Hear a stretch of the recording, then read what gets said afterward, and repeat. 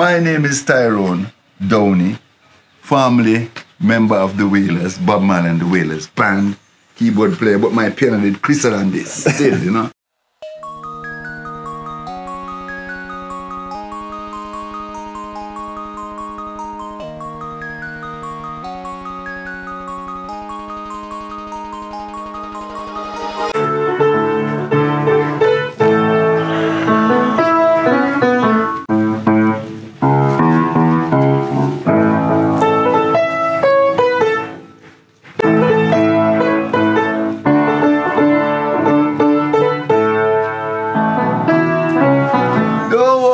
Yes.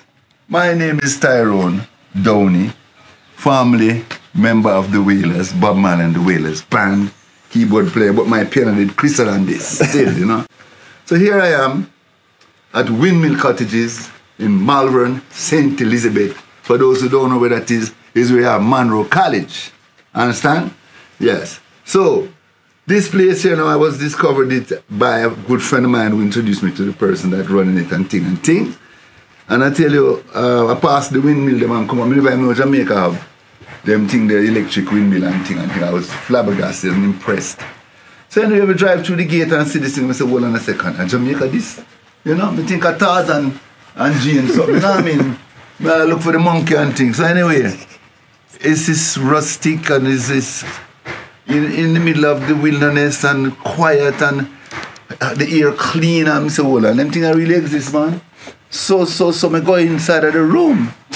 The bed catch up on one thing up so and it make out of wood and it so and it's comfortable. I go in the bathroom and it have a stone thing and so and the floor wooden and so and also look like it's a ship because I see all captain something and so and banana tree and thing and I say, hold on, the place exists.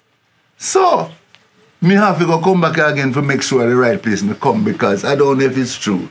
Because it's too good to be true. So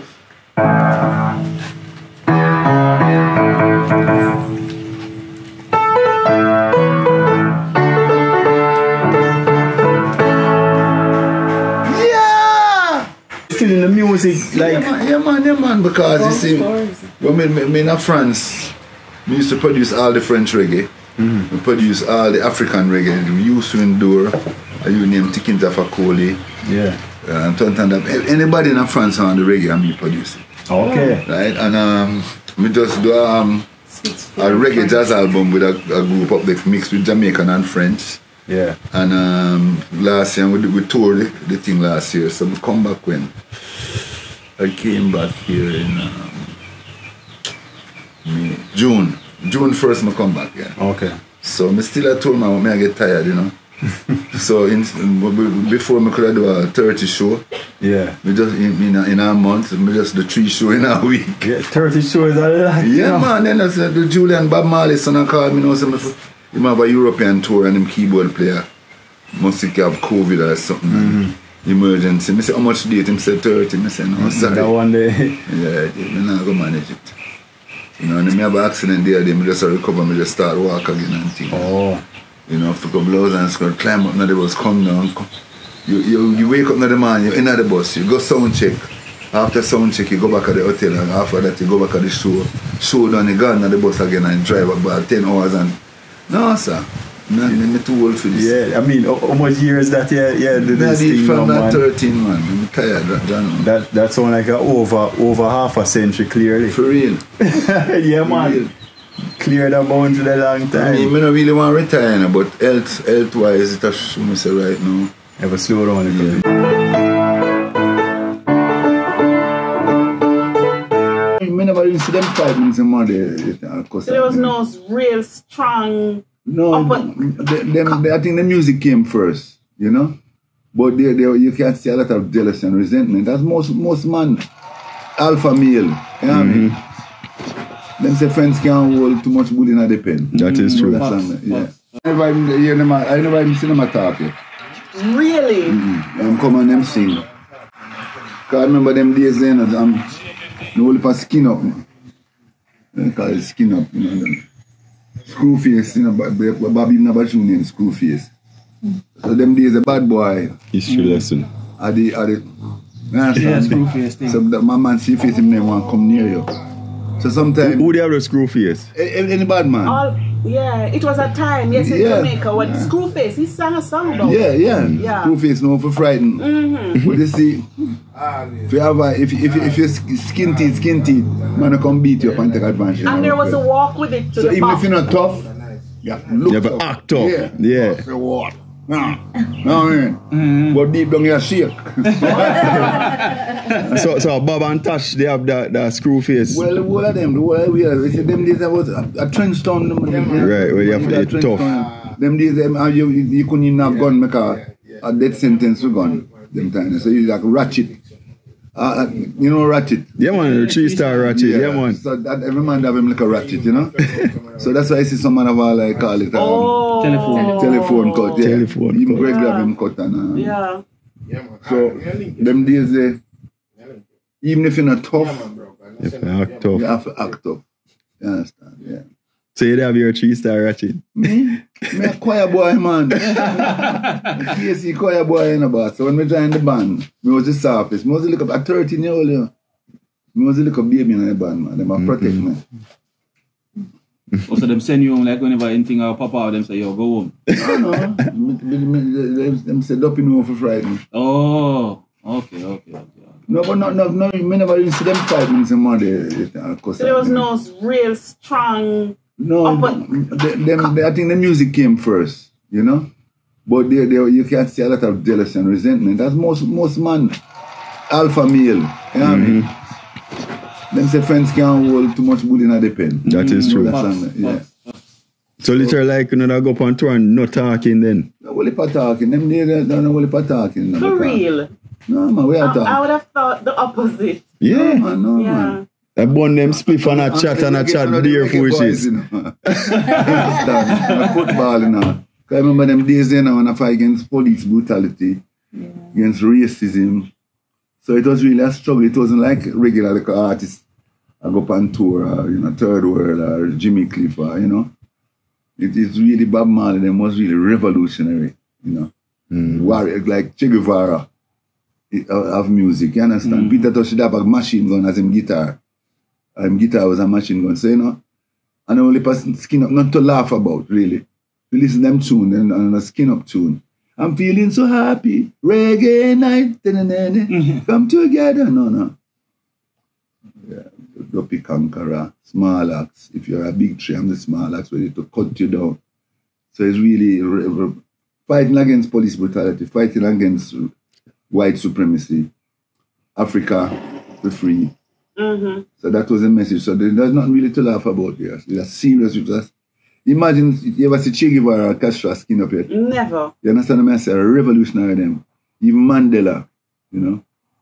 There's an absolute shift in the music. There was revolutionary dance. Now the man is a little dancer. But Byronly a mighty sparrow on them. different something, you know. Yeah.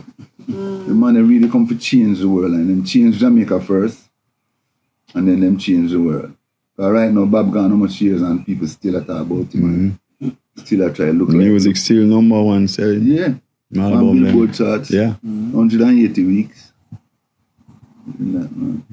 So them days there was PNP and JLP war, you know, because Garrison thing are going on and the two side them come up at Bob's studio every day.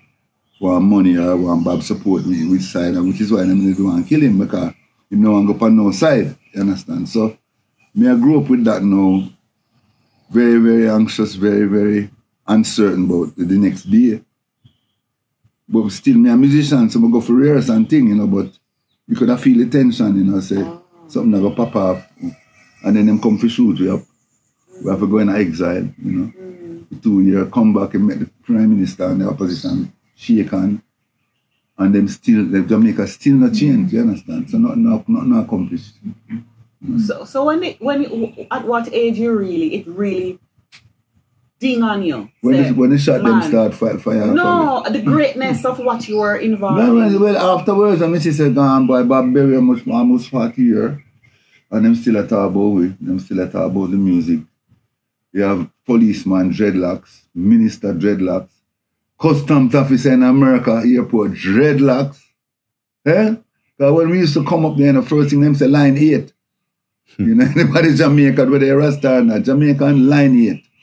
That means them will bring the dog, them will dig up everything. And so now when you reach immigration one day, I see one woman stamp my visa thing and these have dreadlocks. Woman has immigration, come on. So the world changed, man. The world really changed. Just listening to you talking, I realize that you really are a part, you were a part of that change, that dreadlocks change. Mm-hmm. Yeah, you're part of it. You look, you see it? Mm-hmm. Yeah, you see, the dreadlocks are the look, but still it was a symbolic rejection of colonialism. Yeah. Them want to straighten here, they want to look like white people and act like white people and talk like white people. Yeah. Because you listen back there, me and Peter just talking about Maga dog. Sorry if you Maga dog turn wrong, bite you. No, Miss Lou was the younger person that singing a patois on the way at that time. Because even Bob tune them were singing only patois. The Peter just Maga dog tune every word. When I come to the big and fat, now you look like a real wet rat. Y'all go away from there. We don't want to say you around me.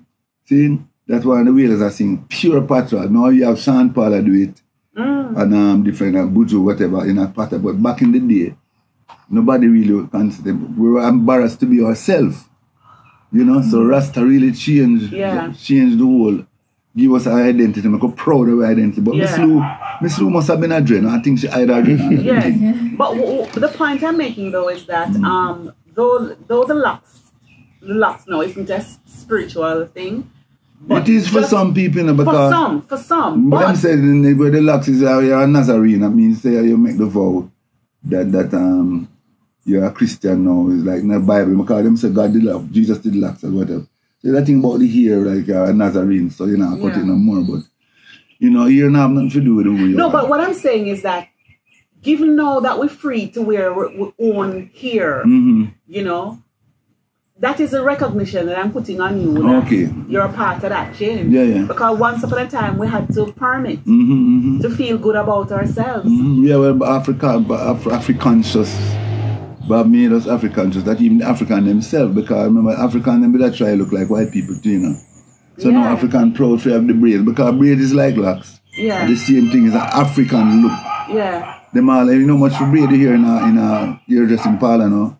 You understand? I even people go forget them here locks. Normally you go get your straight, in a hair salon. Yeah. Man, people are paying for get locks now and braid, you understand? So this whole thing about African identity, African loving oneself, the blackness, it really, I was part of that revolution, true. Even not on purpose, but it happened. Yeah, really. No, I'm proud of our country, I'm proud of everything, and the athletes, the musicians, them, the people before we, Marcus, Nanny, Sam Sharp, Garden, Bogle, because it's a constant thing, every generation of them leader and them fighter, Because I've not done it. We can't say, we don't know who next ever come fight for this or sacrifice for this, but until the philosophy which all one race superior and another is finally and permanently discredited and abandoned, everywhere is war. Yeah. Bob said it and when His Majesty said it and Bob repeated it. We all know what you need and what you need to do. So do your part. For them say if you're not against it, you are for it. So you have to resist it and fight it when wrong is wrong. Stand up for something. Let me sound like a preacher. Amen. Hallelujah. Wait about the national hero thing.